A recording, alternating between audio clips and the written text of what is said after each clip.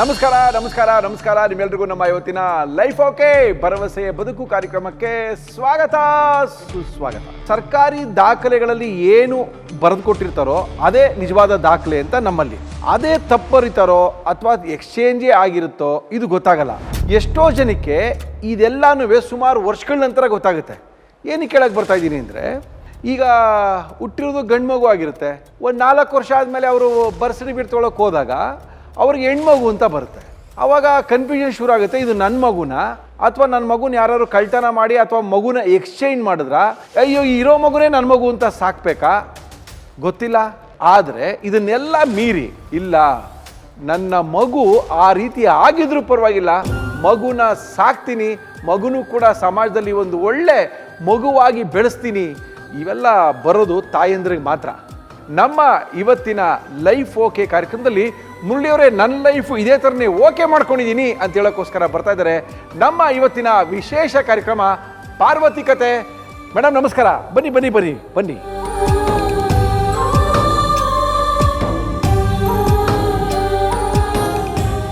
ಪಾರ್ವತಿಯವರೇ, ಯಾವ ಊರ್ರಿ ನಿಮ್ಮದು?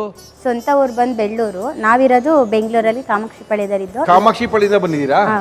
ಎಷ್ಟು ಜನ ಮಕ್ಕಳು? 2 ಸರ್. ಯಜಮಾನ್ರು ಏನು ಮಾಡ್ತಾರೆ? ಅವ್ರಿಲ್ಲ ಸರ್. ಎಷ್ಟು ವರ್ಷ ಮಕ್ಕಳಿಗೆ? ಒಬ್ಳಿಗೆ 9 ವರ್ಷ, ಒಬ್ಬನಿಗೆ 4 ವರ್ಷ. ಎಷ್ಟು ವರ್ಷ ಆಯಿತು ಮದುವೆ ಆಗಿ ಪಾರ್ವತಿ? 2011ರಲ್ಲಿ. ನೀವು ಯಜಮಾನ್ರು ಏನು ಮಾಡ್ತಿದ್ರು? ಉಮೇಶ್ ಅಂತ ಸರ್, ಬಟ್ಟೆ ಅವ್ರು ಈ ಕೆಲಸ ಅಂತಲ್ಲ, ಬಟ್ಟೆ ವ್ಯಾಪಾರ ಮತ್ತು ಇನ್ನೂ ಏನೇನೋ ಕೆಲಸಗಳು, UPS ಆಫೀಸ್ ಇದು ಎಲ್ಲ ಮಾಡೋರು. ರೋಡ್ ಆಕ್ಸಿಡೆಂಟಲ್ಲಿ ತೀರೋದ್ರು.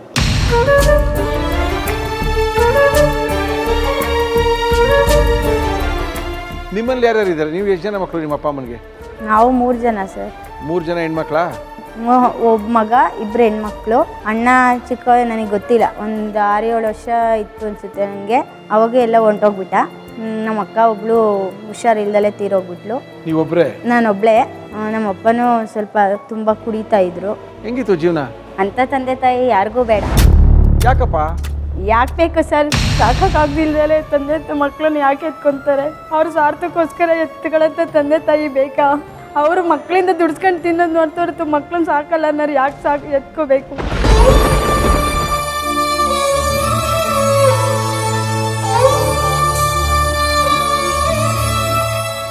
ಅಂತ ತಂದೆ ತಾಯಿ ನೆನೆಸ್ಕೊಳ್ಳೇಬಾರ್ದು ಅನ್ಸುತ್ತೆ. ಬಿಟ್ಬಿಡಿ ಸರ್.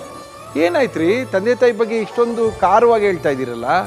ನನಗೆ ತಂದೆ ತಾಯಿ ಅಣ್ಣ ತಮ್ಮದಿರ ಬಗ್ಗೆ ಕೇಳೋದೇ ನನಗೆ ಇಷ್ಟ ಇಲ್ಲ ಸರ್. ಅವರಿಂದ ನಮ್ಗೆ ಯಾವುದು ಹೆಲ್ಪು ಬೇಡ, ಅವ್ರ ಸವಾಸನೂ ನಮಗೆ ಬೇಡ.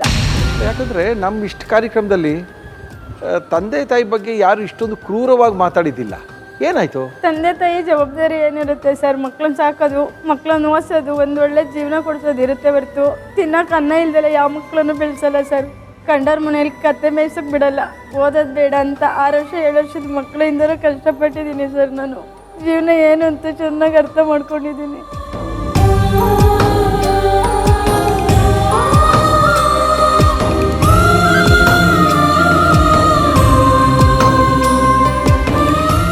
ಎಲ್ಲೂ ಹೇಳ್ಕೊಂಡಿಲ್ಲ ಸರ್, ಇಲ್ಲೇ ಹೇಳ್ತಾ ಇರೋದು.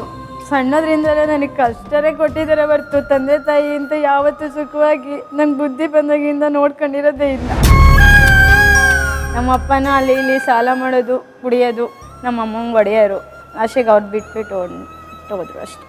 ಯಾವುದೋ ಒಂದು ಸಣ್ಣ ತಪ್ಪು ಮಾಡಿದ್ರೆ ಮಕ್ಳುಗಳನ್ನ ಚಮಿಸ್ತಾರೆ. ಆದರೆ ನಮ್ಮ ತಂದೆ ತಾಯಿ ಚಮಿಸ್ಲಿಲ್ಲ. ಅವ್ರು ಹಂಗೆ ಹೋಗಲಿ, ಇವ್ರ ಸವಾಸೆ ಬೇಡ ಅಂತ ಅನ್ನೋ ತಂದೆ ತಾಯಿಗಳು. ಏನು ಸಣ್ಣ ತಪ್ಪು ಮಾಡಿದ್ರಿ? ಮದುವೆ ಮಾಡ್ಕೊಂಡಿದ್ದೆ ತಪ್ಪು. ಲವ್ ಮಾಡಿದ್ರಾ? ಎಷ್ಟು ವರ್ಷಕ್ಕೆ ಲವ್ ಮಾಡಿದ್ರಿ? ನನ್ನ ಮದುವೆ ವಯಸ್ಸಿಗೆ ಸರ್ 21-22 ವರ್ಷ ಆಗಿತ್ತು ಅವಾಗ. ಇವಾಗ ನಿಮ್ಮ ತಂದೆ ತೀರೋಗ್ಬಿಟ್ಟಿದ್ರು? ತಂದೆ ನಾನು 12-13 ವಯಸ್ಸಲ್ಲೇ ತೀರೋಗಿದ್ರು ಸರ್. ಏನಾಗಿತ್ತು ನಿಮ್ಮ ತಂದೆಯವ್ರಿಗೆ? ಕುಡಿತಾ ಇರೋ, ತುಂಬ ಕಿಡ್ನಿ ಫೇಲರ್ ಏನೋ ಆಗಿತ್ತು ಅಂತ ಹೇಳಿದ್ರು. ಮೆಡಿಷನ್ಗೆ ಕಾಸು ಏನಿರಲಿಲ್ಲ, ದುಡ್ಡಿರಲಿಲ್ಲ ನಮ್ಮ ಹತ್ರ, ಬಡವರು. ನಿಮ್ಮ ಅಮ್ಮ ಏನಾದರು? ಗೊತ್ತಿಲ್ಲ ಸರ್ ನನಗೆ. ನಿಮ್ಮ ಅಮ್ಮ ಏನಾದರೂ ಗೊತ್ತಿಲ್ಲ, ಅಣ್ಣ ಏನಾದ ಗೊತ್ತಿಲ್ಲ, ನಿಮ್ಮ ಚಿಕ್ಕಮ್ಮ ಸಾಕಿದ್ರ? ನಿನ್ನ ಸಾಕಿದ್ರು, ಚೆನ್ನಾಗಿ ನೋಡ್ಕೊಂಡಿದ್ರು. ಆದರೆ ಚೆನ್ನಾಗಿ ನೋಡ್ಕೊಂಡಿದ್ರು ಅಂದರೆ ಓದಿಸೋದೇನಿರಲಿಲ್ಲ. ಅವ್ರು ಹೇಳಿದ ಕೆಲಸ ಮಾಡ್ಕೊಂಡು ಮಾಡೋದು. ಊಟಕ್ಕೇನು ಕಷ್ಟ ಮಾಡ್ತಿರ್ಲಿಲ್ಲ. ನೀವು ಎಲ್ಲಿ ತನಕ ಓದಿದ್ರಿ? ಇಲ್ಲ ಸರ್, ಓದೇ ಇಲ್ಲ. ನಿಮ್ಮ ತಾಯಿ ನಿಮ್ಮ ಚಿಕ್ಕಮ್ಮ ಯಾರು ಸೇರಿಸ್ಬೋದಾಗಿತ್ತಲ್ಲ? ಯಾವ ಒಂದು ಊರು ಅಂತಂದರೆ ಸೇರಿಸ್ತಾರೆ, ಬೇರೆ ಬೇರೆ ಊರ ಕಡೆಯವರು ಅಂದರೆ ಎಲ್ಲಿಂದ ಯಾವ ಊರು ಅಂತ ಸೇರಿಸ್ಕೊತಾರೆ. ಕರೆಕ್ಟ್, ಒಪ್ಕೊಂಡೆ. ಮದುವೆ ಯಾವಾಗ ಮಾಡ್ಕೊಂಡ್ರಿ? ಅದೇ ಸರ್ ಅವ್ರನ್ನ ಇಷ್ಟಪಡ್ತಾ ಇದ್ದು. ಯಾವಾಗ ಇಷ್ಟಪಡೋ ಟೈಮ್ ಸಿಕ್ತ್ರಿ ನಿಮಗೆ? ಅಲ್ಲಿ ಬರ್ತಾ ಇದ್ರು ಸರ್, ಅಲ್ಲಿ ಇದಕ್ಕೆ ದೇವಸ್ಥಾನಕ್ಕೆ ಬರೋರು, ಅವ್ರ ಫ್ರೆಂಡ್ಸ್ಗಳೆಲ್ಲ ಅದೇ ಊರ ಕಡೆಯವರೇನೆ, ಹಂಗೆ ಪರಿಚಯ ಆಯಿತು. ಪರಿಚಯ ಆದ ತಕ್ಷಣ ಮದುವೆ ಆಗ್ಬಿಟ್ರಾ? ಪರಿಚಯ ಆದಾಗ 2 ವರ್ಷ ಕದ್ದು ಮುಚ್ಚಿನೇ ಮಾತಾಡ್ಕೊಂಡಿದ್ದು. ಲವ್ ಮಾಡ್ತಾ ಇದ್ರಿ? ಸರ್ ಅವ್ರು ಕರ್ಕೊಂಡು ಬಂದುಬಿಟ್ರು ಬೆಂಗಳೂರಿಗೆ. ಎಷ್ಟು ವರ್ಷ ಆಯ್ತು ಇವಾಗ ಬೆಂಗಳೂರು ಬಂದು ನೀವು? ಹಾಗೆ 2011 ಲೆಕ್ಕ ಹಾಕ್ಕೊಳ್ಳಿ ಸರ್. 2011ಕ್ಕೆ ಬಂದಿದ್ದಾ? ಎಷ್ಟು ವರ್ಷ ಇದೆ ಯಜಮಾನ್ರ ಜೊತೆಗೆ? 2016 ಸತ್ತವರು 4-5 ವರ್ಷ ಆಯಿತು. ಎಷ್ಟು ಜನ ಮಕ್ಕಳಾದ್ರು? ಅದೇ ಅವ್ರ ಸತ್ತಾಗ ಬಸ್ರಿ ಇದ್ದೆ ನಾನು. ಮೋಸನೇ ಮಾಡಿದ್ದಾರೆ, ಎಲ್ಲ ತಿಳ್ಕೊಂಡು ಮೋಸನೇ ಮಾಡೋದು. ನಿಮ್ಮ ಗಂಡನೂ ಏನಕ್ಕೆ? ಅಪ್ಪ ಅಮ್ಮ ಒಂದು ಮಾತು ಕಟ್ಕೊಂಡು. ಅವ್ರು ಇನ್ನೊಂದು ಮದುವೆ ಮಾಡ್ಕೊಂಡ್ರಾ? ಇಲ್ಲ ಸರ್, ಆಕ್ಸಿಡೆಂಟಾಗಿ ಸತ್ತೋದ್ರಲ್ಲ ಅವಾಗಲೇ ನನಗೂ ಗೊತ್ತಾಗಿರೋದು. ಏನಂತ? ಮಗುದು ಬರ್ತ್ ಸರ್ಟಿಫಿಕೇಟ್ ಚೇಂಜ್ ಮಾಡಿರೋದು, ರೇಷನ್ ಕಾರ್ಡಲ್ಲಿ ಒಂದೇ ಡೇಟಿಗೆ 2 ರೇಷನ್ ಕಾರ್ಡ್ ತೊಗೊಂಡಿರೋದು, ID ಪ್ರೂಫಲ್ಲಿ ಚೇಂಜ್ ಮಾಡಿಸಿರೋದು, ಫೋರ್ಜರಿ, ಅದೆಲ್ಲ ನನಗೂ ಇವಾಗೇ ಸರ್ ಗೊತ್ತಾಗ್ತಾ ಇರೋದು. ಅಂದರೆ ನಿಮ್ಮ ಮಗುದು ಬರ್ತ್ ಸರ್ಟಿಫಿಕೇಟ್ ನಿಮ್ಮ ಯಜಮಾನರು ಚೇಂಜ್ ಮಾಡಿಸಿದ್ದಾರೆ ಅಂತ? ಹೌದು ಸರ್. ಏನಕ್ಕೆ ಗೊತ್ತಿಲ್ಲ ಸರ್, ಏನಕ್ಕೆ ಮಾಡಿದ್ರು ಅಂತ ಗೊತ್ತಿಲ್ಲ. ಏನಕ್ಕೆ ಮಾಡಿಸಿರ್ತಾರೆ? ಮತ್ತೆ ಬಂದಿದೆ ಸರ್, ಹೆಣ್ಮಗು ಅಂತ ಬಂದಿದೆ. ನಿಮ್ಗೆ ಏನ್ ಮಗು? ನನ್ಗಿರೋದೇ ಹೆಣ್ಮಗು, ಗಂಡು ಮಗು ಅಂತ ಇದೆ. ಬರೆಯೋರು ಮಿಸ್ಟೇಕ್ ಮಾಡಿರ್ಬೋದಲ್ವಾ? ಅಡ್ರೆಸ್ಸೇನೆ ಮಿಸ್ಟೇಕ್ ಮಾಡಿದ್ದಾರೆ ಸರ್ ಅವರು. ಇವಾಗ ನಿಮ್ಮ ಯಜಮಾನ್ರಿಗೆ ನೀವು ಮದುವೆ ಆದ್ರಲ್ಲ, ಅವ್ರು ಅದಕ್ಕಿಂತ ಮೊದಲು ಬೇರೆ ಏನಾರ ಮದುವೆ ಆಗಿಲ್ಲ? ಇಲ್ಲ ಸರ್, ಏನಿಲ್ಲ. ಅದ್ರ ಬಗ್ಗೆ ಏನೋ ಗೊತ್ತಿಲ್ಲ ನಿಮ್ಗೆ? ಗೊತ್ತಿದೆ ಸರ್ ನನಗೆ. ಬಟ್ ನೀವು ಮದುವೆ ಆದ್ಮೇಲೆ ನಿಮ್ಮ ಅತ್ತೆ ಮಾವನ ಜೊತೆ ಎಲ್ಲ ಚೆನ್ನಾಗಿದ್ರ ನೀವು? ಇಲ್ಲ ಸರ್, ಅವರು ದೊಡ್ಡ ಒಬ್ಬ ಅಣ್ಣ ಇದ್ದ. ಹಾ. ಅವ ಅಣ್ಣನ ಅವನ ಮದುವೆ ಮಾಡ್ಸೋಕ್ಕೋಸ್ಕರ ನನ್ನ ಬಗ್ಗೆ ಹೇಳಲಿಲ್ಲ ಅವರು, ಯಾಕೆಂದ್ರೆ ಅವನು ತುಂಬಾ ಕುಡಿತಾನೆ ಸರ್. ಅವ್ರ ಮನೆ ಕಡೆ ನಿಮ್ ಪರಿಚಯನೇ ಮಾಡಿಸ್ಲಿಲ್ಲ? ಮಾಡಿಸ್ಲೇ ಇಲ್ಲ ಸರ್. ಫೋನಲ್ಲಿ ಮಾತಾಡೋರು, ಮನೇಲಿದ್ದಾಗ ಎಲ್ಲ ಮಾತಾಡೋರು, ಹೇಳೋರು ಅಲ್ಲೇನು ನಡೀತೈತೆ ಎಲ್ಲ ಹೇಳೋರು. ಸ್ಕೂಲ್ಗೆ ಸೇರಿಸಿದ್ರ ಮಗುಗೆ? ಹ್ಯಾಂಡಿಕ್ಯಾಪ್ ಸರ್ ಅವರು. ಮಗುನಾ? ಮಗು ಹಂಗಿರೋದ್ರಿಂದನೇ ಏನಾದರೂ ಆ ಥರ ಮಾಡಿದ್ರು ಅಂತ ನಂಗೆ ಈಗ ಅನ್ನಿಸ್ತಾ ಇದೆ ಸರ್. ಬುದ್ಧಿಮಾನ್ಯ ಮಗಳು. ಬುದ್ಧಿಮಾಂದ್ಯ ಮಗುನ?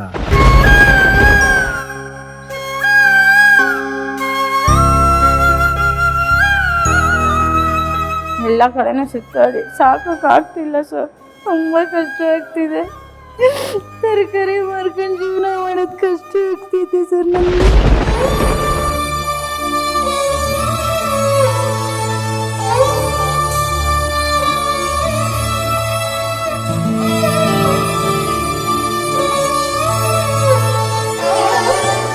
ಮನೆ ಒಳಗಡೆ ಒಂದು ಪಾಪನ್ನೇ ಬಿಟ್ಟು ಹೋಗ್ತೀನಿ, ಅಲ್ಲಿ ವ್ಯಾಪಾರ ಮಾಡ್ತೀನಿ, ಓಡೋಗ್ತೀನಿ. ಮತ್ತೆ ಗಲೀಜ್ ಮಾಡ್ಕೊಂಡಿದ್ರೆಲ್ಲ ಅಳ್ತಾ ಇದ್ರೆ ಯಾರು ಅಕ್ಕಪಕ್ಕ ನಿಮ್ಮ ಮಗಳು ಅಳುತ್ತಿ ಅಂದ್ರೆ ಹೋದ್ರೆ ಅಲ್ಲಿ ತರಕಾರಿ ಎಲ್ಲ ಹಸು ಏನಾರು ಬಂದ್ರೆ ತಿನ್ಕೊಂಡು ಹೋಗ್ಬಿಡುತ್ತೆ. ಅಲ್ಲೂ ನೋಡೋಕ್ಕಾಗಲ್ಲ, ಐತೆ ಮಗುನೂ ನೋಡೋಕ್ಕಾಗಲ್ಲ.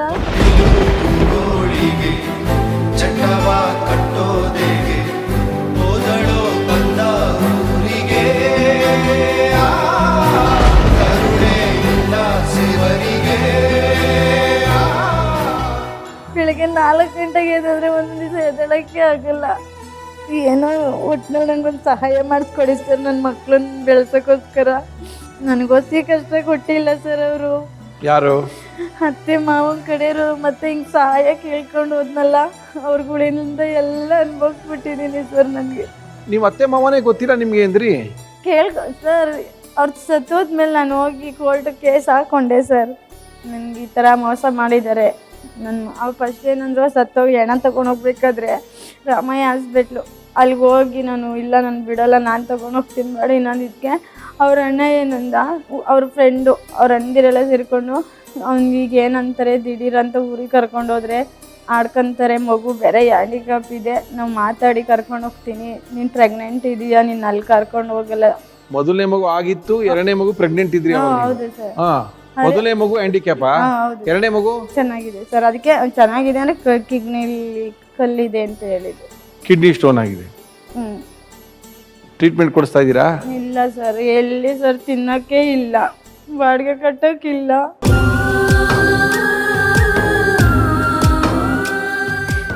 ಏನಕ್ಕೂ ಸಹಾಯನೇ ಇಲ್ಲ ಸರ್. ನಾನು ಒಬ್ಳು ಒಂದು 50-100 ದುಡಿಯೋದ್ರಲ್ಲೇ ಜೀವನ. ನೀವೇನ್ ಕೆಲಸ ಮಾಡ್ತೀರಾ? ವ್ಯಾಪಾರ ಮಾಡ್ತೀನಿ. ಏನ್ ವ್ಯಾಪಾರ ಮಾಡ್ತೀರಾ? ತರಕಾರಿ ವ್ಯಾಪಾರ. ಆಗಿದ್ದ ದಿವಸ ಆಯ್ತು, ಆಗದಿದ್ದ ದಿವಸ ಇಲ್ಲ ಸರ್. ಎಷ್ಟು ವರ್ಷ ಇವ ನಿಮಗೆ? ನನಗೆ 32 ವರ್ಷ. ನನಗನ್ಯಾಯ ಮಾಡಿದವ್ರಿಗೆ ನಿಮ್ಮ ಕಡೆಯಿಂದ ಏನಾದ್ರು ಶಿಕ್ಷೆ ಹಾಕ್ಸೋ ಥರ ಮಾಡಿಕೊಟ್ರೆ ಸಾಕು. ನೀವು ಯಾರು ಅನ್ಯಾಯ ಮಾಡಿದ್ದಾರೆ? ಅವೆಲ್ಲ ನಿಮ್ಮ ಕೈಗೆ ಕೊಡ್ತೀನಿ ಸರ್, ನೀವೇ ಹೇಳಬೇಕು ಯಾರು ಅನ್ಯಾಯ ಮಾಡಿದ್ದಾರೆ. ಕೋರ್ಟಿಂದಲೇ ನನಗೆ ಅನ್ಯಾಯ ಆಗೋಯ್ತು. ಎಲ್ಲಾದ್ರೂ ನ್ಯಾಯನೇ ಸಿಗ್ದಂಗೆ ಮಾಡಿಬಿಟ್ರು ಸರ್. ನನಗೆ ನನ್ನ ಮಕ್ಕಳು ಸಾಕೋದು ಹೆಂಗೆ? ನಾನು ನ್ಯಾಯ ಕೇಳ ತರಕ್ಕೆ ಹೋಗಿದ್ದಕ್ಕೆ ಇದೆಲ್ಲ ಸರ್ ನನಗೆ.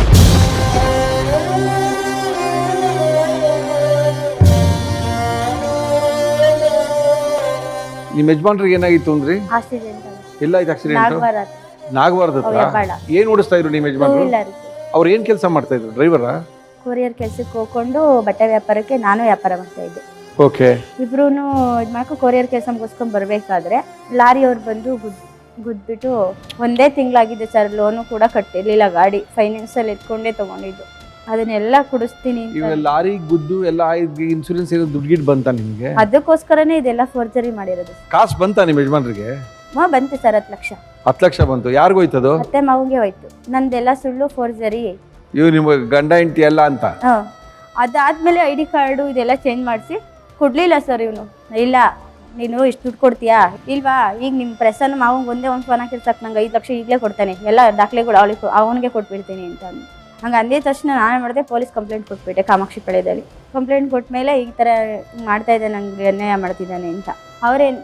ಅವರು ಫೋನ್ ಮಾಡಿ ಮರ್ಯಾದೆಯಿಂದ ಅಮೌಂಟ್ ಡಾಕ್ಯುಮೆಂಟ್ಸ್ ಏನು ಕೊಡಿದ್ದು ಕೊಡ್ತೀಯಾ, ಇಲ್ಲ ಕಂಪ್ಲೇಂಟ್ ಹಾಕ್ಬೇಕಾ, ಕೋರ್ಟ್ ಕೇಸ್ ಏನಿದೆ ಅವ್ರಿಗೆಲ್ಲ ಆಕ್ಸಿಡೆಂಟ್ ಆಗಿದೆ, ಕೋರ್ಟ್ಗೆ ಹೋಗಮ್ಮ, ಕೋರ್ಟಲ್ಲಿ ಹಾಕೋ, ನೀನು ನಿನ್ನ ದಾಖಲೆ ಕೊಡ್ತಾನೆ ಈಸ್ಕೊಳ್ಳು. ನನಗೆ ಕೊಟ್ಟಿದ್ದು ಒರಿಜಿನಲ್ ಥರನೇ ಇತ್ತು ಅಷ್ಟೇ ಸರ್.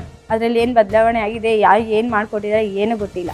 ದಾಖಲೆಗಳ್ನೆಲ್ಲ ಅವ್ರುಗಳು ಮಾತ್ರ ಕೋರ್ಟಿಂದ ಆರ್ಡ್ರ್ ತೊಗೊಂಡು ಬಂದು ತೆಗೆಸ್ಕೊಳಕ್ಕಾಗುತ್ತೆ ಸರ್. ಅದೇ ದಾಖಲೆ ಒರಿಜಿನಲ್ ದಾಖಲೆ ನನ್ನ ತಾನೇ. ಲಾಯರ್ ತೊಗೋಬೇಕಲ್ವ ಸರ್, ನನ್ನಂಗೆ ಕಳಿಸೋರು.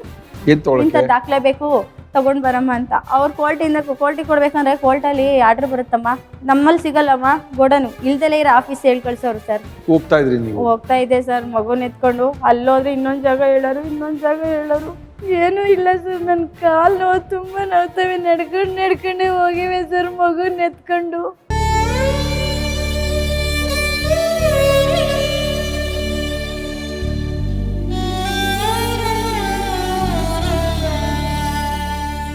ನಡೆಯೋಕ್ಕೂ ಆಗಲ್ಲ ನನಗೆ. ಇವಾಗ ತಲೆಗೆ ಹೊಡೆದಿರೋದು ಸರ್, ಇಲ್ಲಿ ಈ ಥರ ಮಂಗಳಕ್ಕಾಗಲ್ಲ.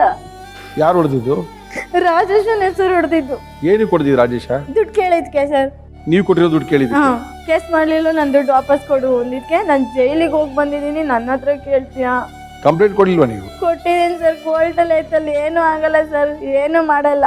ಇವಾಗ ನಮ್ಮ ಅತ್ತೆ ಮಾವನ ಕೇಸ್ ಹಿಂಗಾಯ್ತು ಅಂದಮೇಲೆ ಎಲ್ಲ ದಾಖಲೆಗಳು ಇದ್ದೆ ನನಗೆ ಮೋಸ ಮಾಡಿದ್ರು ಅಂದರೆ ಇನ್ನು ಅದನ್ನು ಮುಚ್ಚಾಕೋದು ಕಷ್ಟನಾ? ಅವನೇ ಹೇಳ್ತಾನಲ್ಲ, ಕೋರ್ಟ್ ಬಂದಾಗ ನೋಡ್ಕೊಂತೀನಿ ಹೋಗು, ನಿನಗೆ ದುಡ್ಡು ಕೊಡೋದು ಲಾಯರ್ಗೆ ಯಾವಳನ್ನಾರ ಕಳಿಸ್ತೀನಿ ಅಂತ ಹೇಳ್ತಾನೆ ಸರ್.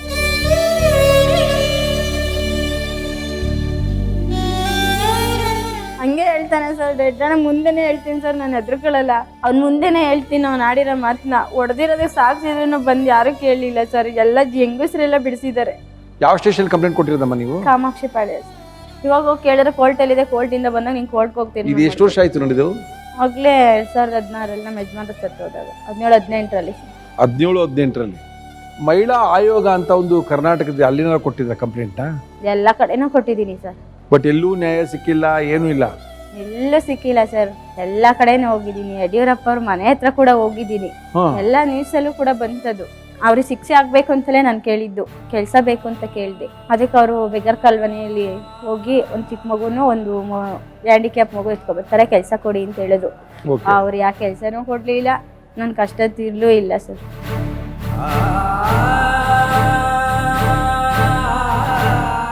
ಓಕೆ, ಛಾಯೆ ಆಗಿ ಎಲ್ಲಿ ತೋರಿಸಿರಿ ಹಾಸ್ಪಿಟ್ಲಿಗೆ? ಮಾನಸದಲ್ಲಿ ಸರ್, ಶಿವಮೊಗ್ಗ. ಅಲ್ಲೇ ಟ್ರೀಟ್ಮೆಂಟ್ ಕೊಡೋರಾ? ಅಲ್ಲಿ ಅಲ್ಲಿ ಏನು ಸರ್, ಸುಮ್ಮನೆ ಎಕ್ಸರ್ಸೈಸ್ ಮಾಡೋದು ಹೇಳ್ಕೊಡೋರು, ಮತ್ತೆ ಮೆಡಿಸಿನ್ ಕೊಡೋರು, ಇದನ್ನ ಹಾಕ್ತಾ ಹೋಗಮ್ಮ ಅಂತ. ಫ್ರೀನಲ್ಲಿ? ಇಲ್ಲ ಸರ್, ಒಂದು 10,000 ರೂಪಾಯಿ ಖರ್ಚಾಗುತ್ತೆ. ಇಲ್ಲೂ ಕೂಡ ರಾಜೀವ್ ಗಾಂಧಿ ಆಸ್ಪತ್ರೆ, ಸರ್ಕಾರಿ ಆಸ್ಪತ್ರೆಗಳೆಲ್ಲ ಫ್ರೀಯಾಗೇ ನೋಡ್ತಾರೆ, ಇಲ್ಲೇ ತೋರಿಸ್ಬೋದಾಗಿತ್ತಲ್ಲ. ಅದು ಅಲ್ಲಿ ಚೆನ್ನಾಗಿ ನೋಡ್ತಾರೆ, ಬೇಗ ಹುಷಾರಾಗುತ್ತೆ ನಮ್ಮ ಮಗುಗೆ. ನಿಮ್ಮ ಯಜಮಾನರು ತೀರ್ಕೊಂಡ್ರು, 2 ಮಕ್ಕಳಿದ್ದಾರೆ, ಜೀವನ ನೀವೇ ಸಾಗಿಸ್ತಾ ಇದ್ದೀರಿ. ಆದರೂ ಕೂಡ ಒಂದು ಮಗು ಫಿಸಿಕಲ್ ಹ್ಯಾಂಡಿಕ್ಯಾಪ್ ಮಗು ಇದೆ, ಇನ್ನೊಂದು ಮಗುಗೆ ಕಿಡ್ನಿ ಪ್ರಾಬ್ಲಮ್ ಇದೆ, ಇವುಗಳ ಮಧ್ಯ ಜೀವನ ನಡೆಸ್ತಾ ಇದ್ದೀರಿ. ಮಕ್ಳು ಕರ್ಕೊಂಬಂದಿದ್ದೀರಾ? ಹೌದು ಸರ್, ಕರ್ಕೊಂಡು ಕರೆಸಿ.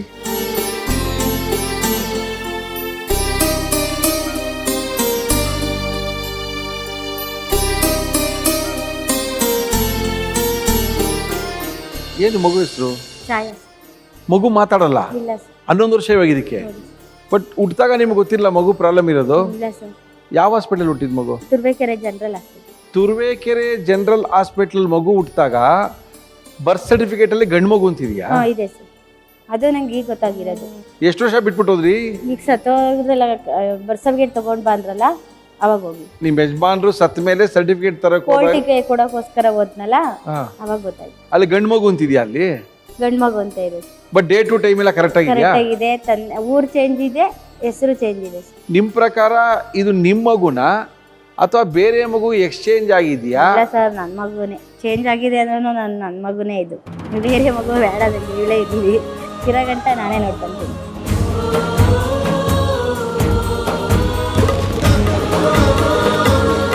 ಎಷ್ಟೋ ಜನ ಮಗು ಚೇಂಜ್ ಆಗಿದೆ, ನನ್ನ ಮಗು ಕೊಡಿಸ್ಕೊಡಿ ಅಂತ ಗಲಾಟೆ ಮಾಡ್ತಾರೆ.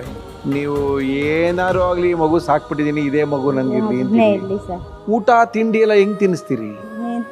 ಭಾರಿ ಹಿಂಸೆ ಸರ್ ತಿನ್ಸೋದು. ಅಲ್ಲ, ತಿನ್ಸೋದು ಹಿಂಸೆ ಕರೆಕ್ಟ್. ಆ ಮಗು ಕೇಳತ್ತಾ? ಕೇಳಲ್ಲ. ತಿನ್ಸಿದ್ರೆ ತಿಂತಾಳೆ, ತಿಂದಿಲ್ಲ ಅಂದ್ರೆ ಇಲ್ಲ. ಈ ಮಗುನ ಮನೇಲಿ ಬಿಟ್ಟು ಬೀಗ ಹಾಕೊಂಡು ತರಕಾರಿ ಮರಕ್ ಹೋಗ್ತೀರಾ, ಬಟ್ ಇದು ನಡಿಯಕ್ಕಾಗಲ್ಲ, ಮಗು ಮಲಗಿಸ್ಬೇಕಷ್ಟೇನೇನೆ. ಮನೆ ಕಾಣಿರೋದೆ ಸರ್, ಕುತ್ಕೊಳ್ಳೋದು ಇಲ್ಲ. ಡಾಕ್ಟರ್ ಏನಂತಾರೆ? ಬ್ರೈನಲ್ಲಿ ನೀರಿದೆ ಅಂತ ಹೇಳಿ. ಟ್ರೀಟ್ಮೆಂಟ್ ಏನಾರ ಕೊಡ್ಸಿದ್ರೆ ಸರಿ ಹೋಗ್ಬೋದು ಅಂತ ಏನಾರ ಹೇಳಿದಾರ? ಗ್ಯಾರಂಟಿ ಏನು ಹೇಳಿಲ್ಲ ಸರ್. ವಾಮನ್ ರಾವ್ ಸರೇ ಟ್ರೀಟ್ ಮಾಡಿದ್ದು. ಅವಳ ಕೆಲಸ ಅವ್ಳು ಮಾಡ್ಕೊಳಂಗೆ ಆಗ್ಬೋದಮ್ಮ, ಕನ್ಫರ್ಮ್ ಆಗಿ ಹೇಳಲ್ಲ. ಊಟ ಇಲ್ಲ, ತಿಂಡಿ ಇಲ್ಲ, ಅಮ್ಮ ಅಂತ ಕರೆದಿದ್ದಿಲ್ಲ. ನೆಕ್ತಾಳಲ್ಲ ಸರ್, ನನ್ನ ಕಷ್ಟ ಅರ್ಥ ಮಾಡ್ಕೊಳ್ತಾರೆ.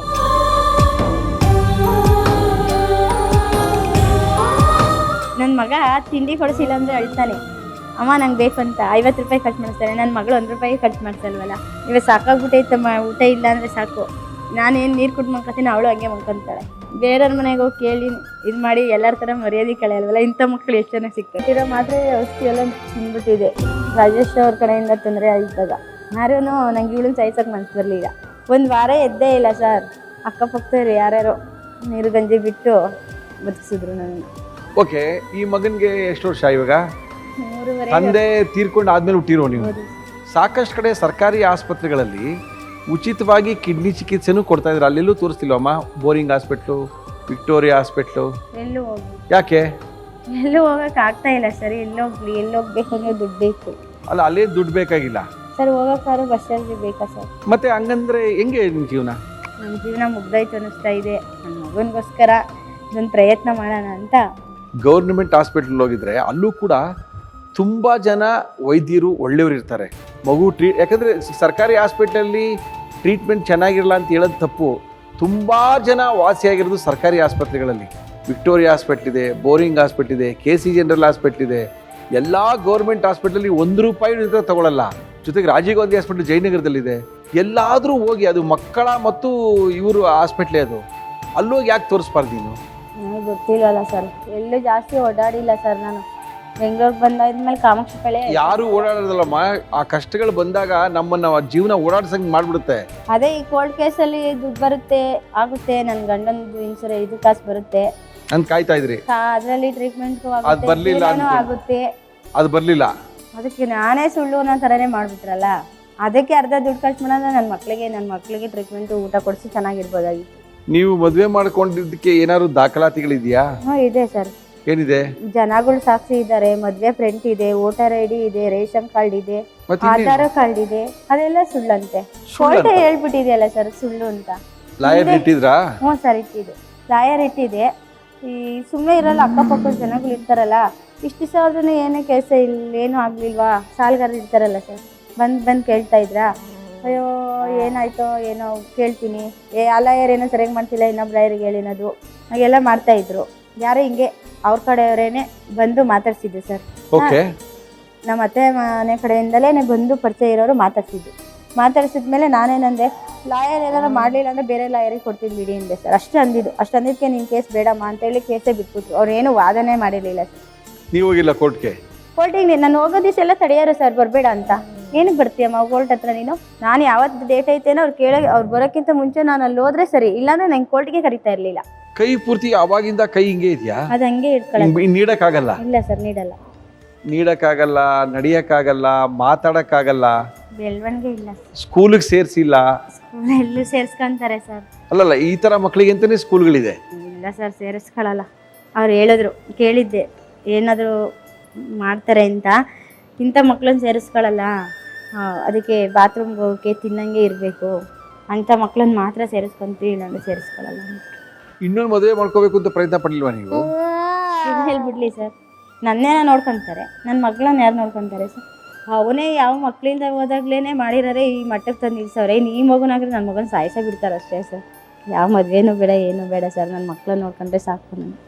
ಮತ್ತೆ ಲಾಕ್ಡೌನಲ್ಲಿ ತರಕಾರಿ ವ್ಯಾಪಾರ ಇತ್ತು, ನಿಮ್ದೇನು ವ್ಯಾಪಾರ ನಿಂತಿಲ್ಲ ಬಿಡಿ. ಅವಾಗ ಒಂದು ಸ್ವಲ್ಪ ಜೀವನ ಮಾಡಿದೆ ಸರ್. ಅದೇ ಲಾಕ್ಡೌನ್ ಊಟಕ್ಕೆ ಏನು ಕಷ್ಟ ಆಗಲಿಲ್ಲ, ಊಟಕ್ಕೆ ಏನು ಕಷ್ಟ ಆಗಲಿಲ್ಲ. ನನಗೆ ಸ್ವಲ್ಪ ಯೋಗಿಯವ್ರು ಸಹಾಯ ಮಾಡಿದ್ರು. ಯಾವ ಜನಸ್ಪಂದನ ಯೋಗೇಶ್ ಅಂತ ಇದಾರಲ್ಲ, ಓಕೆ, ಅವ್ರಿಗೂ ಸಹಾಯ ಮಾಡಿದ್ರು. ಹ್ಮ್ ಒಂದು 5,000 ರೂಪಾಯಿ ಕೊಟ್ಟಿದ್ರು, ಹ್ಮ್ ಮತ್ತೆ ರೇಷನ್ ಕೊಟ್ಟಿದ್ರು. ಅದರಿಂದ ನಂಗೆ ಹೆಲ್ಪ್ ಆಯ್ತು. ಹಂಗೆ ಮಾಡ್ಕೊಂಡೆ ಬಾಡಿಗೆ ನಿಂತೋಯ್ತು. ಅವಾಗಂದ್ರೆ ಯಾರೇ ಅಡುಗೆ ಮಾಡ್ಕೊಡಿವಿ ಸರ್, ಬ್ಯಾಚುಲರ್ಸ್ಗಳಿಗೆ ನೀವು ಈಗ ಕೇಳ್ತಾ ಇದ್ರ ಅಡುಗೆ ಮಾಡ್ಕೊಡಿವಿ. ಅವರು 1,000 2,000 ಕೊಡೋರು. ಅದೆಲ್ಲ ಸೇರ್ಕೊಂಡು ಬಾಡಿಗೆ ಅವರೆಲ್ಲ ಊರ್ ಕಡೆ ಹೊಂಟೋಗ್ಬಿಟ್ರ, ಬಾಗಿಲು ಹಾಕ್ಬಿಟ್ರು, ಪಿಜಿಗಳು ನಡೀತಾ ಇಲ್ಲ, ಬಾಡಿಗೆ ಕಟ್ಟಕ್ಕೂ ಇಲ್ಲ ಸರ್ ನನ್ನ ಹತ್ರ. ಅಡ್ವಾನ್ಸ್ ಕ್ಲಿಯರ್ ಆಯ್ತಾ, ಖಾಲಿ ಮಾಡ್ಬಿಡ್ರಿ ಅಂತಾರೆ ಓನರು. ಎಲ್ಲಿಗೆ ಹೋಗೋದು, ಏನು ಮಾಡೋದು? ಯಾವತ್ತಾರು ಅನಿಸ್ತಾ ಮಗಳನ್ನ ಕರ್ಕೊಂಡೋಗಿದ್ರೆ ಆಶ್ರಮಕ್ಕೆ ಸೇರ್ಸೋಣ, ನಾವು ಆರಾಮಾಗಿ ಇರ್ಬೋದಲ್ಲ ಅಂತ ಏನೋ ಅನ್ಸಿಲ್ವಾ? ಬೇರೆಯವರೆಲ್ಲ ಹೇಳಿದ್ದಾರೆ ಸರ್, ನಂಗೆ ಮಾತ್ರ ನನ್ನ ಮಗಳನ್ನ ಬಿಟ್ಟು ಇರೋಕ್ಕಾಗಲ್ಲ. ನಿಮ್ಮ ಮಗಳಲ್ವಾ? ನನ್ನ ಮಗಳನ್ನ ಬಿಟ್ಟು ಇರೋಕ್ಕಾಗೋದಿಲ್ಲ. ಬೇಕಂದ್ರೆ ನನ್ನ ಮಗನ ಬಿಟ್ಟಿರ್ತೀನಿ, ನನ್ನ ಮಗಳನ್ನ ಬಿಟ್ಟಿರೋಲ್ಲ ಸರ್.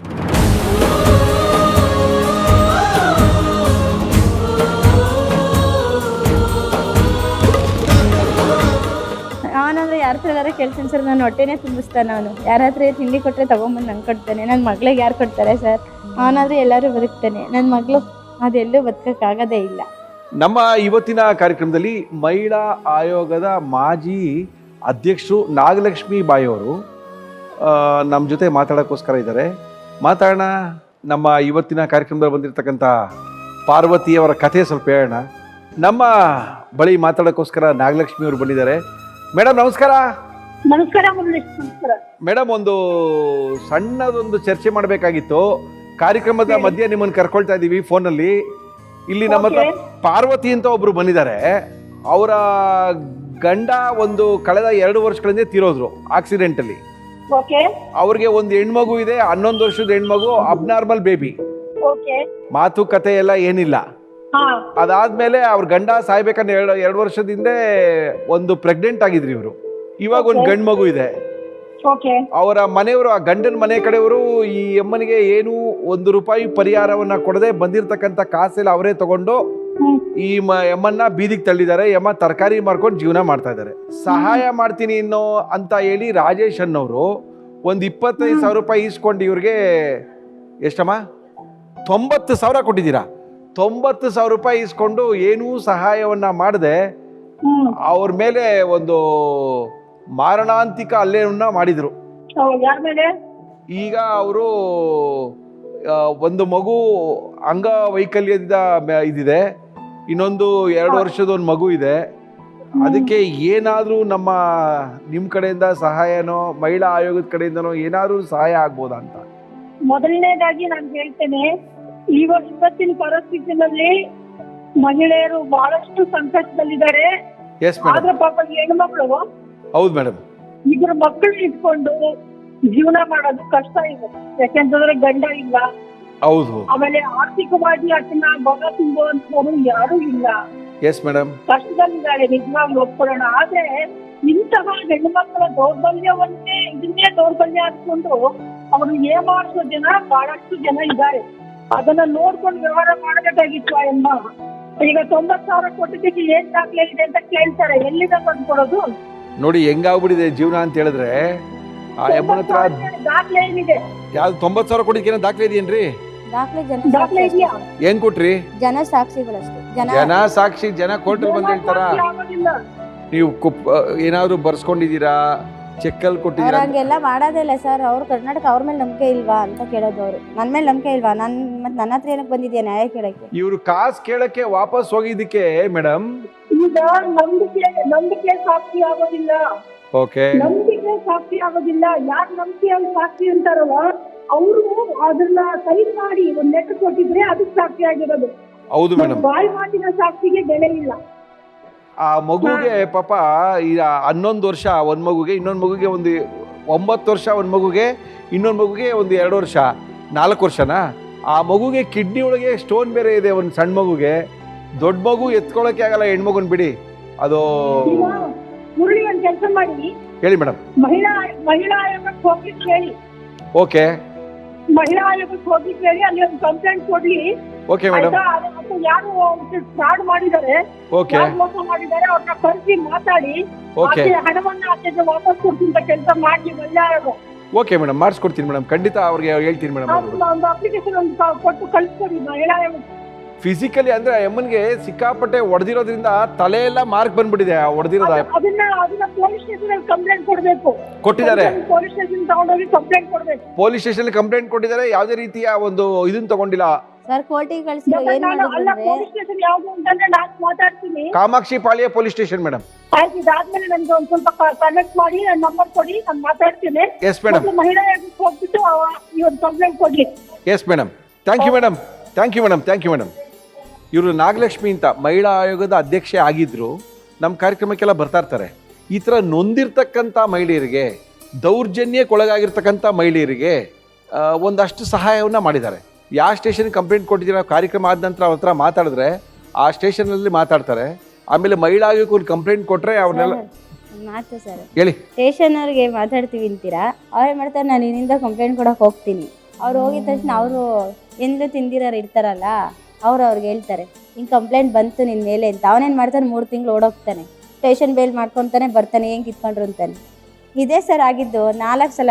ಎಲ್ಲೆಲ್ಲಿ ಕಂಪ್ಲೇಂಟು, ಉಪ್ಪಾರಪೇಟೆ ಸ್ಟೇಷನಲ್ಲಿ ರವಿ ಡಿ ಚನ್ನಣ್ಣ ಅವರಿದ್ದಾಗ ಆಗಿದ್ದಲ್ಲ, ಅವಾಗ ಕಂಪ್ಲೇಂಟ್ ಅಲ್ಲಿಗೆ ಹೋಗಿ ಕಂಪ್ಲೇಂಟ್ ಮಾಡಿದ್ದೀನಿ, ಅವಾಗ ಓಡೋದ. ಕಾಮಾಕ್ಷಿ ಪಾಳ್ಯದಲ್ಲಿ 2 ಸಲ ಕಂಪ್ಲೇಂಟ್ ಮಾಡಿದ್ದೀನಿ, ಅವಾಗ ಓಡೋದ. ವಿಜಯನಗರದಲ್ಲಿ ಕಂಪ್ಲೇಂಟ್ ಮಾಡಿದ್ದೀನಿ, ಅವಾಗ ಓಡೋದ.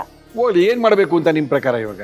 ಅವರಿಗೆ ಜನಗಳೇ ಶಿಕ್ಷೆ ಕೊಡಬೇಕು ಸರ್. ಕಾನೂನು ಪ್ರಕಾರ ಅವ್ನಿಗೆ ಯಾರು ಏನು ಮಾಡೋಕ್ಕಾಗಲ್ಲ. ಯಾಕೆ ಅಂದ್ರೆ ಹಂಗೆ ತಿನ್ನಿಸ್ತಾನೆ. ಯಾಕೆ ಕಂಡಾರೆ ಹೆಣ್ಮಕ್ಳು ದುಡ್ಡುಗಳು ಇರುತ್ತೆ, ಬಡ್ಡಿ ವ್ಯವಹಾರ ಮಾಡಿಸ್ತಾನೆ. ದುಡ್ಡು ಕೇಳಕ್ಕೆ ಹೋದಾಗಲೇ ನನ್ನ ಮೇಲೆ ಚಿಕ್ಕ ಮಕ್ಕಳನ್ನೇ ಬಿಟ್ಟು ಹೊಡ್ಸಕ್ಕೆ ಬಂದಾಗುತ್ತೆ ಸರ್.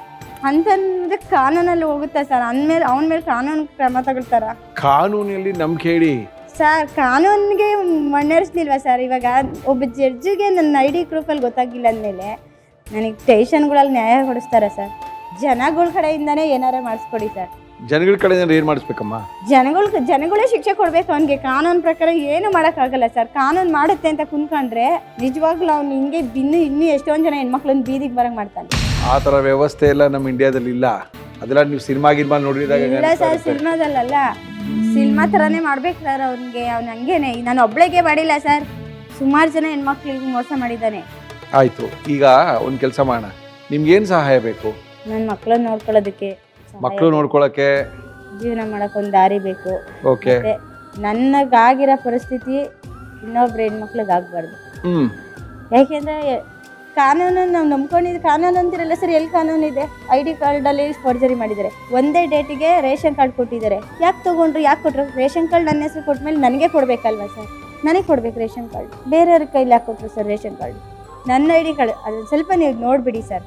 ನೀವು ಮಹಿಳಾ ಆಯೋಗದಲ್ಲಿ ಕಂಪ್ಲೇಂಟ್ ಕೊಟ್ಟರೆ ನೀವು ಹೇಳಿದ ಎಲ್ಲ ಸಮಸ್ಯೆಗಳಿಗೂ ಪರಿಹಾರ ಸಿಗುತ್ತೆ, ಕರ್ಸ್ಕೊಳ್ತಾರೆ ಸರ್. ಮಹಿಳಾ ಆಯೋಗ ಅಂದರೆ ವಿಧಾನಸೌಧದಿಂದ ಒಳಗಡೆ ಇದೆ, ಅದೇ ತಾನೇ ಸರ್? ಹೋಗಿದೆ ಸರ್. ವಿಧಾನಸೌಧದಿಂದ ಹಿಂದೆ ಗೇಟು ಅದೇ ತಾನೇ, ಮಾಡಿ ಮೇಲೆ ಹೋಗಿದೆ ಸರ್. ಅಲ್ಲೂ ಹೋಗಿ ಕಂಪ್ಲೇಂಟ್ ಮಾಡಿದ್ದೀನಿ. ಅದು ಬೇಕಾದ್ರೆ ನನ್ನ ಹತ್ರ ಇದೆ, ಏನೂ ಆಗಿಲ್ಲ. ಕಾವೇರಿ ಭವನ್ ಹತ್ರ ಇರೋದು ಇದು. ಕಾವೇರಿ ಭವನ್ ಹತ್ರ ಇದೆ. ನಾನು ಅವ್ರ ಹತ್ರ ಫೋನಲ್ಲಿ ಮಾತಾಡಿಸ್ತೀನಿ. ನಿಮಗೆ ಸುಮ್ಮನೆ ಇಲ್ಲಿ ಬಂದು ಏನೋ ಬಂದು ಮಾತಾಡೋಕ್ಕೆ ಹೋಗೋದಲ್ಲ. ಅವರು ನಮ್ಮ ಕಾರ್ಯಕ್ರಮಕ್ಕೆ ಬಂದು ಹೋಗಿರೋವಂಥವ್ರು. ಈ ಥರ ಸಾಕಷ್ಟು ನೊಂದಿರ್ತಕ್ಕಂಥ ಮಹಿಳೆಯರಿಗೆ ಸಹಾಯವನ್ನು ಮಾಡಿದ್ದಾರೆ. ಸಕ್ಸಸ್ ಕೂಡ ಆಗಿದೆ. ನೀವು ಕೇಳಿದಾಗ ಬೇರೆ, ನಾವು ಕೇಳಿದಾಗ ಬೇರೆ. ಅವ್ರ ಆಯೋಗದಿಂದ ಕರೆಸ್ತಾರೆ, ಬೇಲು ಗೀಲೆಲ್ಲ ಏನಿಲ್ಲ. ಬಾ ಅಂದರೆ ಅವ್ರು ಬರಬೇಕಲ್ಲಿ. ಅಯ್ಯೋ ಸರ್, ಹಂಗೆ 4 ಸಲ ಕಳಿಸಿರ್ತಾರೆ. 4 ದಿವಸ ಕಾಯ್ದೆ.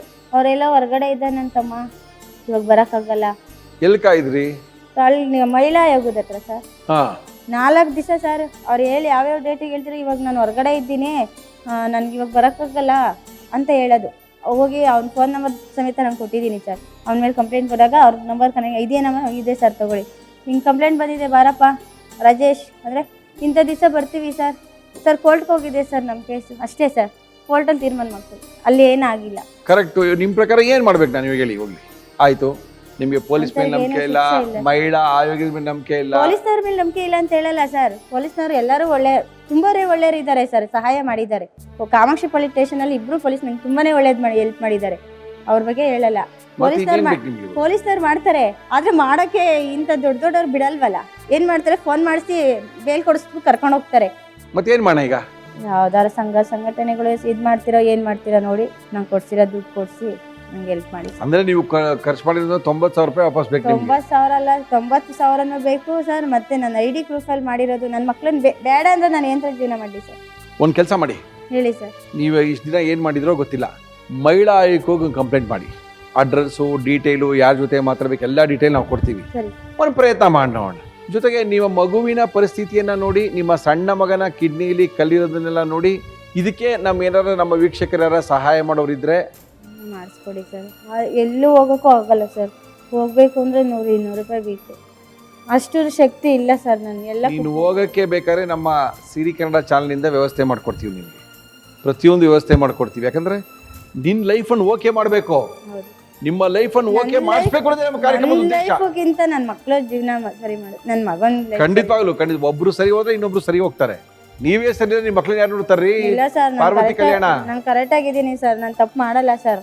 ಒಂದ್ಸಲಿ ತಪ್ಪು ಮಾಡಿದ್ದೀನಿ ಸಾಕು, ನನ್ಗೆ ಅದಕ್ಕೆ ಬೇಕಾದಷ್ಟು ಶಿಕ್ಷೆ ಅನುಭವಿಸಿದ್ದೀನಿ. ನೀನು ಯಾವತ್ತೂ ತಪ್ಪು ಮಾಡಲ್ಲ. ನನ್ನ ಮಕ್ಕಳೇ ನನಗೆಲ್ಲ ತಪ್ಪು ಸರಿಯೆಲ್ಲ ದಾಟಿ ಮುಂದೆ ಬಂದ್ಬಿಟ್ಟಿದ್ದೀರಾ.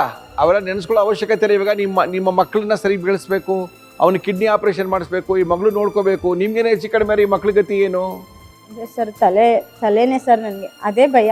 ತಲೆಗಿಲಿ ಕರೆಕ್ಟಾಗಿ ಇಲ್ಲೇ ಬಿದ್ದುಬಿಟ್ಟಿದೆ ಸರ್. ನಮ್ಮ ಮಗುಗೆ ಏಟಾಗಿದೆಯಲ್ಲ, ಅದೇ ನಡೆದಲ್ಲೇ ನನಗೂ ಏಟಾಗ್ಬಿಟ್ಟಿದೆ. ಏನ್ರಲ್ಲಿ ಹೊಡೆದಿದ್ದು? ಇದು ರಾಡಲ್ಲಿ ಸರ್. ಓಪನ್ ಆಗ್ಬಿಟ್ಟಿತ್ತಾ? ಹ್ಞೂ ಸರ್, ರಕ್ತ ಬಂದ್ಬಿಟ್ಟಿತ್ತು. 1 ವಾರ ಕಣ್ ಕಾಣಿಸಿಲ್ಲ ಸರ್. ಕಣ್ ಕಾಣ್ತಾರಿಲ್ವಾ? ಇವಾಗೂ ಅಷ್ಟೇ, ತಲೆಗೆ ಏನಾದರೂ ಏಟಿದ್ರೆ ಕಣ್ ಕಾಣಿಸ್ತಿಲ್ಲ.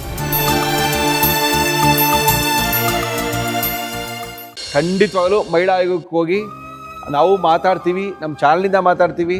ಖಂಡಿತವಾಗ್ಲೂ ನಿಮಗೆ ಒಂದು ನ್ಯಾಯ ಕೊಡ್ಸೋಕ್ಕೆ ಅದಕ್ಕೇನು ಬೇಕೋ ವ್ಯವಸ್ಥೆ ಮಾಡಿಕೊಡ್ತೀವಿ. ಯಾಕಂದರೆ ನಿಮ್ಮ ಲೈಫನ್ನು ಓಕೆ ಮಾಡಬೇಕು ಅನ್ನೋದೇ ನಮ್ಮ ಕಾರ್ಯಕ್ರಮದ ಉದ್ದೇಶ. ತನಿಖೆ ಮಾಡ್ತಾರೆ, ಪ್ರಾಪರಾಗಿ ಅದು ಏನೇನು ಆಗಿದೆ ಅಂತ ನೋಡ್ತಾರೆ. ಯಾರ್ಯಾರು ನಿಮ್ಗೆ ತೊಂದರೆ ಕೊಡಿದ್ರೆ ಅವ್ರನ್ನ ಕರೆಸ್ತಾರೆ, ಮಾತಾಡ್ತಾರೆ. ಯಾಕಂದರೆ ನಾವು ಕಾನೂನಲ್ಲಿ ನಂಬಿಕೆ ಇಟ್ಟಿಲ್ಲ ಅಂತ ಹೇಳಿದ್ರೆ ಇದೇ ಥರ ಇರಬೇಕಾಗುತ್ತೆ ಅಷ್ಟೇ, ಸುಮ್ಮನೆ ಮಾತಾಡಿಕೊಂಡು. ಕಾನೂನು ಮೇಲೆ ನಂಬಿಕೆ ಇಲ್ಲ ಅಂತ ಇರಲಿಲ್ಲ ಸರ್, ನನಗೆ ನಂಬಿಕೆ ಇತ್ತು. ಯಾವಾಗ ಕಾನೂನಿಗೆ ಮೋಸ ಮಾಡೋದ್ರು ಅಂದಾಗ ನಂಬಿಕೆ ಯಾರೇ ಬರುತ್ತೆ ಸರ್. ಈ ಕೋರ್ಟಲ್ಲಿ ಇಲ್ದ್ರೆ ಇನ್ನೊಂದು ಕೋರ್ಟಲ್ಲಿ ಗೆಲ್ಲುತ್ತೆ ಅಂತ ಹೇಳ್ತಾರೆ. ಇನ್ನೊಂದು ಕೋರ್ಟಿಗೆ ಹೋಗ್ದಂಗೆ ಅವರು ತೀರ್ಪು ಕೊಟ್ಟಿದ್ದಾರೆ ಅಂದರೆ ಕೇಸೇ ಓಪನ್ ಆಗಲ್ಲ ಅಂದಾಗ ನನಗೆ ಎಲ್ಲ ನಿಮ್ಗೆ ಗೊತ್ತಿಲ್ಲ. ಅದು ನಮ್ಮ ಮಹಿಳಾ ಆಯೋಗದವ್ರು ಮಾತಾಡ್ತಾರೆ, ನಾವು ಕೂಡ ಮಾತಾಡ್ತೀವಿ. ನಮ್ಮ ಲೀಗಲ್ ಸೆಲ್ ಇದೆ ಸಿರಿ ಕನ್ನಡ ಚಾನಲಲ್ಲಿ, ಅವರೆಲ್ಲ ಮಾತಾಡಿ ಇದ್ರ ಬಗ್ಗೆ ಒಂದು ಕ್ರಮ ತಗೊಳ್ತಾರಮ್ಮ. ಓಕೆ, ಮಾಡ್ಕೊಡಿ ಸರ್. Thank you. ಒಂದು ದಾರಿ ಮಾಡ್ಕೊಡಿ. ನಮ್ಮ ಇವತ್ತಿನ ಕಾರ್ಯಕ್ರಮದಲ್ಲಿ ನವೀನ್ ಅನ್ನೋರು ಬರ್ತಾ ಇದ್ದಾರೆ. ಬೆಸ್ಕಾಂನಲ್ಲಿ ಇಂಜಿನಿಯರ್ ಆಗಿ ಕೆಲಸ ಮಾಡ್ತಾ ಇದ್ದಾರೆ. ಬೆಂಗಳೂರಿನವರೇ ಇವರು. ಸಾಕಷ್ಟು ಜನ, ಒಂದಷ್ಟು ಜನಗಳು ಏನಂತ ಹೇಳಿದ್ರೆ ಅವ್ರಿಗೆಲ್ಲ ಸಹಾಯ ಮಾಡಬೇಕು ಅನ್ನೋ ಮನಸ್ಸಿರುತ್ತೆ, ಎಲ್ಲಿ ಸಹಾಯ ಮಾಡಬೇಕು ಅಂತ ಗೊತ್ತಿರಲ್ಲ. ನವೀನ್ ಅವರು ಬಂದಿದ್ದಾರೆ ನಿಮ್ಗೆ ಸಹಾಯ ಮಾಡೋಕ್ಕೋಸ್ಕರ. ನವೀನ್ ಬನ್ನಿ. ನವೀನ್,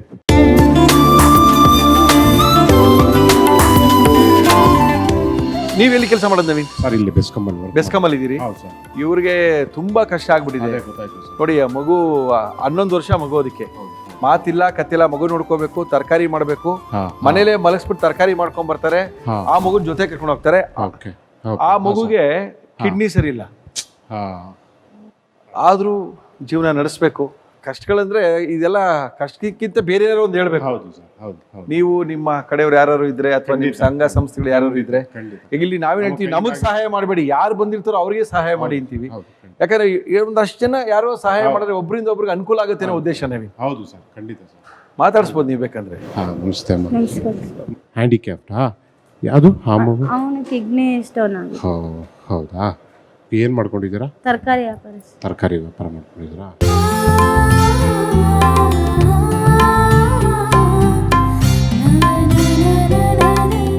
ಕೈಲಾಗಿದ್ದು ನಾವು ಮಾಡಿದ್ದೀವಿ. ನಾವು ಸಾಕಷ್ಟು ಏನು ನಮ್ಮ ಕೈಯಿಂದ ಮಾಡ್ಬೋದು, ಅದನ್ನ ಮಾಡೋಣ. ನಾನು ಹೇಳ್ತೀನಿ, ಓಕೆನಾ ಸರ್? ಹೇಳಿ. Thank you Naveen, thank you Naveen, thank you Naveen. ಸಹಾಯ ಅನ್ನೋದು ಹೆಂಗೆ ಅಂತ ಹೇಳಿದ್ರೆ ಅದಕ್ಕೆ ಲಿಮಿಟೇಷನ್ ಇಲ್ಲ, ಅನ್ಲಿಮಿಟೆಡ್ ಅದು. ಆಮೇಲೆ ಅದಕ್ಕೆ ಯಾರು ಎಷ್ಟು ಬೇಕಾದರೂ, ಹೆಂಗೆ ಬೇಕಾದರೂ, ಯಾವ ರೀತಿ ಬೇಕಾದರೂ ಸಹಾಯನ ಮಾಡ್ಬೋದು. ಖಂಡಿತವಾಗ್ಲೂ ನಿಮ್ಗೇನಾದ್ರೂ ಸಹಾಯ ಮಾಡಬೇಕು ಅನ್ನೋಗಿತ್ತು ಅಂತ ಹೇಳಿದ್ರೆ ನಮ್ಮ ಪಾರ್ವತಿಯವರ ವಿಳಾಸ ಹೇಳಿದ್ದೀವಿ, ಅವರ ಅಕೌಂಟ್ ಡೀಟೇಲ್ನು ಕೊಡ್ತಾ ಇದ್ದೀವಿ. ಏನಾದರೂ ಸಹಾಯ ಮಾಡಿ. ಏನು ಎಲ್ಲರಿಗೂ ಹಿಂಗೆ ಸಹಾಯ ಮಾಡಿ ಅಂತೀರಲ್ಲ, ನೋ, ದುಡ್ಡನ್ನೇ ಕೊಡಬೇಕು ಅನ್ನೋದಿಲ್ಲ. ಆ ಮಗುಗೆ ಟ್ರೀಟ್ಮೆಂಟ್ ಮಾಡೋ ಡಾಕ್ಟ್ರ್ ಯಾರು ಗೊತ್ತಿದ್ರೆ ಅಲ್ಲ, ಡಾಕ್ಟರ್ ಹತ್ರ ಕರ್ಕೊಂಡು ಟ್ರೀಟ್ಮೆಂಟ್ ಮಾಡಿಸ್ಬೋದು. ಇಲ್ಲೇನೋ ಮಗುಗೆ ಏನೋ ಔಷಧಿ ಕೊಡಿಸ್ಬೋದು, ಆಹಾರ ಪಟ್ಟಣಗಳನ್ನ ಕೊಡಿಸ್ಬೋದು. ಲೀಗಲ್ ಅಡ್ವೈಸ್ನ ಕೊಟ್ಟು ಅವರ ಸಂಸಾರವನ್ನು ಸರಿ ಮಾಡ್ಸೋಕ್ಕೆ ವ್ಯವಸ್ಥೆ ಮಾಡ್ಬೋದು.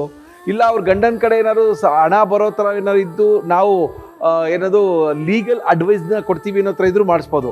ಸಹಾಯ ಅಷ್ಟೇನೆ, ನಿಮ್ಮ ಕೈಲಾದಂಥ ನಿಮ್ಮ ಬುದ್ಧಿವಂತಿಕೆ ಮತ್ತು ನಿಮಗೆ ಕೈಲಿ ಆಗುವಂಥದ್ದನ್ನು ದಯವಿಟ್ಟು ಸಹಾಯ ಮಾಡಿ ಅಂತ ಕೇಳ್ಕೊಳ್ತಾ ಇದೀವಿ. ಪಾರ್ವತಿಯವ್ರನ್ನ ಮುಖ ನೋಡಿದ್ರು ಪರವಾಗಿಲ್ಲ, ಚಾಯನ್ ಮುಖ ನೋಡಿ ಇಲ್ಲಿ, ಅದಕ್ಕೆ ಮಾತು ಬರಲ್ಲ, ಕತೆ ಬರಲ್ಲ. ಇನ್ನೊಂದು ಮಗು ಕಿಡ್ನಿಯಲ್ಲಿ ಸ್ಟೋನ್ ಇದೆ ಅಂತ ಅವಾಗಲೇ ಹೇಳದಂತೆ, ಅದನ್ನು ತೋರಿಸ್ಕೊಂಡಿಲ್ಲ, ತೋರಿಸ್ಕೊಳಕ್ಕೆ ಹೋಗೋಕ್ಕೆ ಕಾಸಿಲ್ಲ. ಅಂದರೆ ಇವ್ರಿಗೆಲ್ಲ ಏನಂದರೆ ಎಲ್ಲರೂ ಹೋಗಬೇಕು ಅಂದರೆ ಒಂದಿನ ಆ ಜೀವನ ಈ ಮಗುನ ಕರ್ಕೊಂಡು ಹೋಗೋದಾ, ಆ ಮಗುನ ಮನೇಲಿ ಮಲಗಿಸ್ಬಿಟ್ಟು ಹೋಗೋದಾ, ವ್ಯಾಪಾರ ನೋಡೋದಾ. ದಯವಿಟ್ಟು ಸಹಾಯ ಮಾಡಿ, ನಿಮ್ಮ ಕೈಲಿ ಏನಾಗುತ್ತೋ ಸಹಾಯ ಮಾಡಿ. ಯಾಕಂದರೆ ಇವತ್ತು ನೀವು ಸಹಾಯ ಮಾಡಿದ್ರೆ ನಾಳೆ ನಿಮ್ಗೇನಾದರೂ ಆದಾಗಲೋ ಇನ್ನೇನೋ ಸ್ವಲ್ಪ ಸಹಾಯ ಆಗುತ್ತೆ ಅಂತ ನಾನು ಅಂದ್ಕೊಂಡಿದ್ದೀನಿ. ನಮ್ಮ ಇವತ್ತಿನ ಕಾರ್ಯಕ್ರಮಕ್ಕೆ ನವೀನ್ ಅವರು ಬಂದಿದ್ದರು, ಬೆಸ್ಕಾಂನ ಇಂಜಿನಿಯರು.